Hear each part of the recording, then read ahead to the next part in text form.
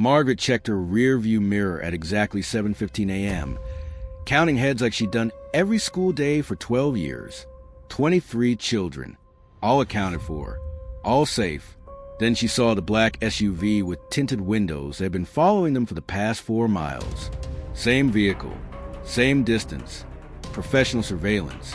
Her hands tightened on the wheel, not with fear, but with recognition. After all, you don't forget 12 years of tactical vehicle training when you commanded a 68-ton war machine through enemy territory. Margaret Torres had driven tanks in Fallujah. Driving a school bus through a kidnapping attempt? That would be easier. But wait, Margaret's story isn't just about driving tanks. This is a story about a mother, a warrior, and someone willing to risk everything to save 23 children. If you love discovering the extraordinary moments of ordinary people, don't forget to subscribe right now. Hit that like button and tell us in the comments where you're watching from. Every Monday, Wednesday, and Friday, we share a new invisible legend just for you. Now, let's dive into Margaret's real story. In the Maple Grove Elementary School bus fleet, Bus 23 was the oldest. Its yellow paint had faded, the engine ran loud, and the air conditioning never worked in summer. But the children didn't care, because Bus 23 was driven by Miss Maggie. Margaret Torres was 52 years old. She had short gray hair, always wore the same navy blue polo shirt, and greeted every child standing up each morning. "Good morning, sweetheart," she'd say to each one. "Buckle up, stay safe." The children called her Miss Maggie. Parents trusted her. School administration knew her as their most reliable driver. She'd never had an accident in 12 years. Nobody knew her real past. Margaret lived in a small 2-bedroom apartment. Inside was just a bed, a table, and a single photograph on the wall. In the photo, 28-year-old Margaret stood in front of an M1 Abrams tank. Her military uniform was covered in sweat and desert dust. Her eyes held the sharpness of someone who'd seen war. That woman didn't exist anymore, or so she thought. Her morning route was always the same. Stop 1, Oakwood neighborhood, 7 children. Stop 2, Riverside Avenue, 6 children. Stop 3, Hillcrest Street, 5 children.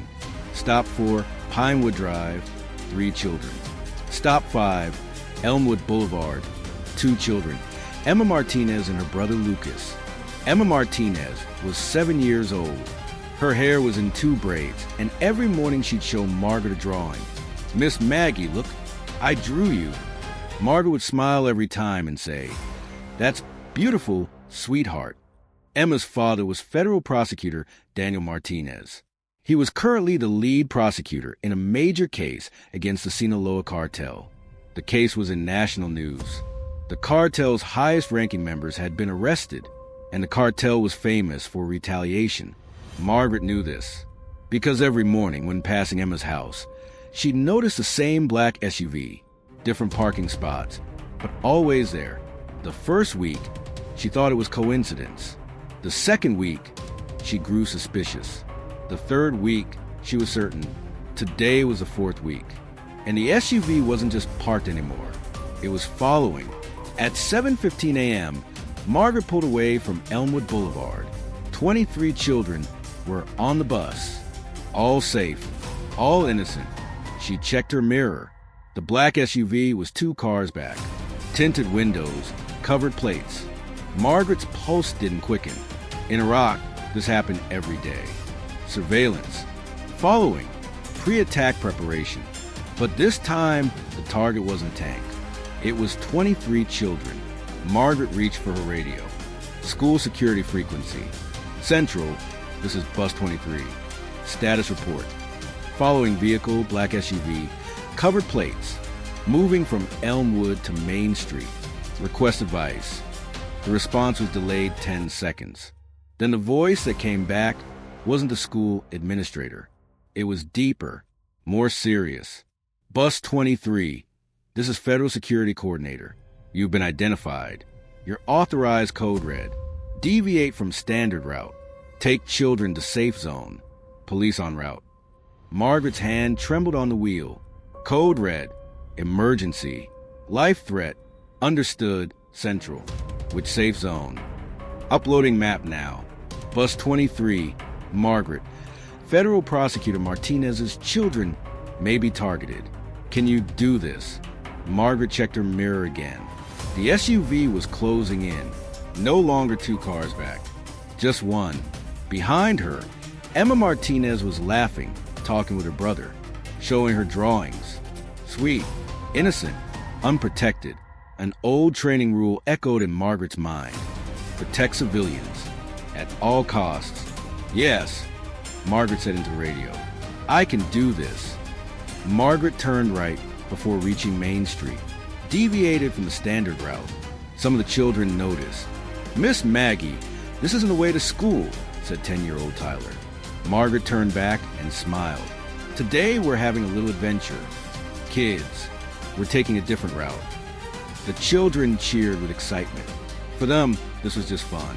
For Margaret, this was survival. The SUV followed the turn. Now it wasn't even 1 car back. It was beside them. Left lane. The window started rolling down. Margaret hit the gas. Bus 23's old engine groaned, but accelerated. 45 miles per hour. 50, 55. School buses shouldn't go faster than 55. That was the rule. But Margaret Torres had never followed rules when driving tanks. The SUV pulled alongside. A gun emerged from the window, not aimed at Margaret, aimed at the tires. But Margaret had been expecting this. Hard right turn. Bus 23 rose on 2 wheels. By physics, it should have flipped, but Margaret knew the balance perfectly. You controlled a 68-ton tank. An 8-ton bus? Child's play. The bus entered a side street. Narrow, winding. It looked like a dead end, but Margaret knew the map by heart, because a tank commander always knows the escape routes. The SUV came from behind. Fast, angry, professional, but Margaret was faster. She drove the bus into a factory area. Abandoned buildings, narrow passages, perfect terrain for tank maneuvers. For a bus, impossible. For Margaret, like home. First obstacle, narrow metal gate. The bus couldn't fit through. The math was simple. Margaret hit the gas. The gate exploded. Metal flew from the bus's front. Children screamed with excitement, not from fear. For them, this was still an adventure. The SUV came from behind, but the gate wreckage blocked the path. They stopped. 3 men exited the vehicle, armed, angry. Margaret pressed the radio. Central, armed hostile contact. 3 tangos. Factory area, Sector 7. Where's that police? 5 minutes out, Bus 23. Keep moving. 5 minutes. Margaret had 5 minutes to protect the children. In Iraq, 5 minutes was a lifetime. Here, it was enough. Margaret parked the bus in an old warehouse building, cut the engine, turned, and looked at the children. 23 pairs of eyes stared back at her. Some were scared. Some were still excited. Emma Martinez looked at her from the front row. Miss Maggie, what's happening? Margaret took a deep breath. Then, for the first time in 12 years, she told the truth. Children, my name is Captain Margaret Torres. I used to be in the Army. And right now, some bad people are trying to hurt us. But I promise you, nothing will happen to any of you. Tyler raised his hand. What did you do in the Army? Margaret smiled. I drove tanks. The children stared in amazement. Tanks? Real tanks. Another child shouted. Yes, and this bus is much easier than a tank. Emma stood up. Will you protect us? Margaret knelt down, looked into Emma's eyes. At all costs. Sounds came from outside. Footsteps. Shouting. Spanish commands. Margaret turned to the children. Now, everyone get down. Hide under your seats. Don't make a sound. Nobody moves until I come back. The children obeyed. 23 small humans hid silently. Margaret opened the bus's emergency kit. Inside, fire extinguisher, first aid kit crowbar, and what she'd hidden under the bus keys, a small police radio and self-defense spray. It wasn't enough, but in Fallujah, she'd survive with less. Margaret slipped out the back door of the bus. War was about to begin. 3 men were circling the building. Professionals, Not soldiers, but trained, probably cartel militants. Margaret stayed in the shadows. She was 52 years old, hadn't fought in 12 years, but her body remembered everything. The first man approached the front of the bus, raised his weapon, looked through the window. Empty seats. The children were hidden. "Donde están?" he shouted. "Where are they?" Margaret approached from behind, hit his head with a fire extinguisher. The man collapsed. One down, two remaining. The second man heard his partner fall, turned, raised his weapon. Margaret sprayed the fire extinguisher. White foam covered the man's face. His eyes burned. He screamed. Margaret used her spray. Directly in the man's eyes. He fell to the ground, hands on his face. Two down, one remaining. The third man was the leader, bigger, more careful. He'd circled around the bus and found Margaret. He pointed his weapon at her. "You're a hero, huh?" he said in Spanish. "You'll be a dead hero." Margaret, hands in the air, spoke slowly. "Don't hurt the children. Do whatever you want me, but leave them alone." The man laughed. "Killing you won't be enough. We need to make Martinez suffer. And the best way is to kidnap his child." Margaret's face hardened. "If you touch Emma, I'll send you to hell. We're already in hell, Abuela." The man started to pull the trigger. But Margaret Torres had learned 12 years ago to spot an Iraqi militant's RPG fire at the last second. Her reflexes hadn't died. She rolled right. The bullet grazed her shoulder. The pain was sharp but insignificant. As Margaret rolled on the ground, she grabbed the radio and threw it at head height. The radio hit his forehead. The man staggered. It was enough. Margaret jumped up, not like a tank commander, like a mother protecting her children. She crashed into the man. Both rolled to the ground. Punches, strikes. Margaret was small, old, but she knew how to fight. The man was strong. He pinned Margaret on her back, raised his weapon again. But then he heard a small voice. "Don't touch Miss Maggie." Emma Martinez had come out of the bus. She held a fire extinguisher. The man turned his head. 1 second of distraction. Margaret drove her knee into the man's chest, then her elbow into his jaw. The man rolled. His weapon fell to the ground. Margaret grabbed the gun, pointed it at the man. 3 down, 0 remaining. It took 30 seconds to hear the sirens. Police arrived at the scene in 2 minutes. FBI in 5. Federal Prosecutor Daniel Martinez in 10. Emma ran into her father's arms. She was crying, but she was safe. All the children were safe. Margaret sat by an ambulance. They were bandaging her shoulder. A minor wound. It would heal in 2 weeks. FBI agent Johnson approached her, file in hand. "Captain Margaret Torres," he said loudly, Iraq War veteran, M1 Abrams tank commander, 7 combat medals, 3 Bronze Stars, 1 Silver Star, Medal of Honor nominee.